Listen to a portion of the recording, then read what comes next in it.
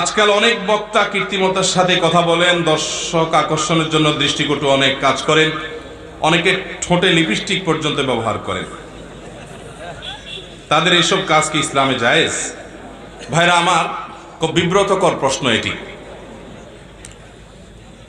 আল্লাহ মাফ করুন, লিপস্টিকের কথা আমিও শুনেছি এবং কিছু কিছু ভিডিওতে খেয়াল করেছি যে মনে হচ্ছে লিপস্টিক টাইপ। ঠোঁটে পুরুষ মানুষ হয়ে লিপস্টিক যদি দেয়, এটা তো হিজড়া।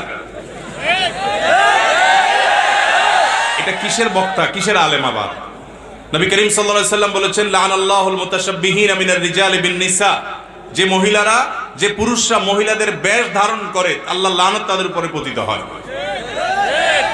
এখন ঠোঁটে লিপস্টিক মারাম লাগানো মানেই সে মহিলা হওয়ার চেষ্টা করছে, আমি তা বলছি না, কিন্তু ইচ্ছাকৃতভাবে এটাকে আপনার, যেহেতু মহিলাদের প্রসাধনী তারাই সচরাচর ব্যবহার করে, সেটা যদি ব্যবহার করে, টেলিভিশন চ্যানেলগুলোতে অনেক সময় আপনার অনেকে লিপস্টিক দেয়। আমি টেলিভিশনের জীবনে বহুবার গেছি, আমি জীবনে কোনোদিন দেই নাই আলহামদুলিল্লাহ। হয়তো অনেকে ঠোঁট একটু বেশি কালো, তো আল্লাহ তাআলা যেভাবে বানাইছেন সেভাবে থাকবে। তাহলে পুরুষ হয়ে মহিলাদের বেশ ধারণ করা, এটা কোনো ভালো চরিত্র হতে পারে না। আপনার যা আল্লাহ তাআলা দেন নাই সেটা আপনি জাহির করার যে অপচেষ্টা করছেন, বিশেষ করে সেটা যখন মহিলাদের হয় সেটা ধারণ করার চেষ্টা করছেন। যদিও এটা আপনার লিপস্টিক দিলেই সে মহিলাদের বেশ ধারণ করে ফেলছে, আমি হুবহু সেটা বলছি না, কিন্তু জিনিসটা তো মহিলাদের এবং মহিলারাই এটা ব্যবহার করে, অতএব সেটা আপনি ব্যবহার করছেন, এটা তো আপনার সাথে যায় না।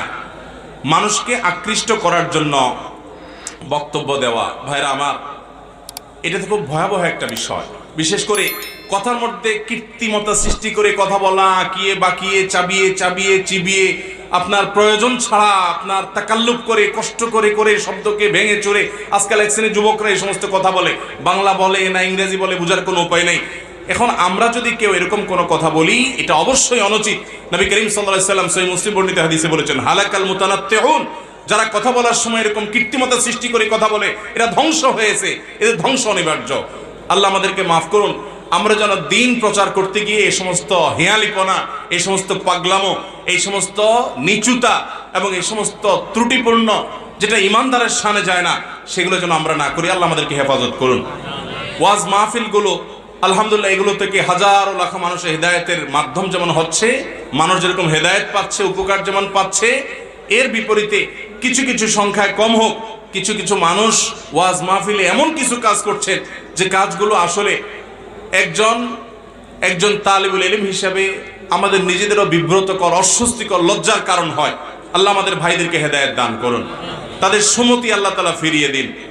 ওয়াজ মাহফিলে টাকা পয়সার জন্য দর কষাকষি করা, সেটা আবার চড়া মূল্য, বিশাল অঙ্ক হাঁকিয়ে, আবার সেটা চুন থেকে নুন খসলে এটার জন্য ঝগড়াঝাটি করা, এই সমস্ত জিনিসগুলো ইসলামের ইতিহাসে দিন প্রচারের নামে এই যে লিপস্টিক ব্যবহার করা, এই যত রকমের পাগলামো ছাগলামো হেয়ালিপনা আছে, আমার মনে পড়ে না পৃথিবীর ইতিহাসে কোন সমাজে দিন প্রচারের নামে এরকম ছাগলামি এবং পাগলামি কখনো হয়েছে।